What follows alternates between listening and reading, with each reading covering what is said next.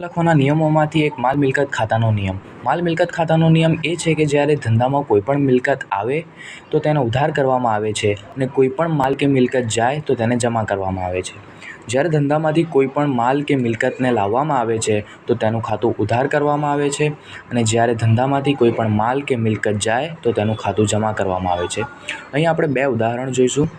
₹5,000નું યંત્ર રોકડે ખરીદવામાં આવ્યું. યંત્ર ખરીદવામાં આવ્યું એટલે કે ધંધામાં આવ્યું. માલ મિલકત ખાતાના નિયમ મુજબ કોઈ પણ માલ કે મિલકત આવે તો ઉધાર, એટલે આપણે અહીં યંત્ર ખાતે ઉધાર કરીશું અને આપણે રોકડે ખરીદ્યું છે એટલે રોકડ ખાતે જમા.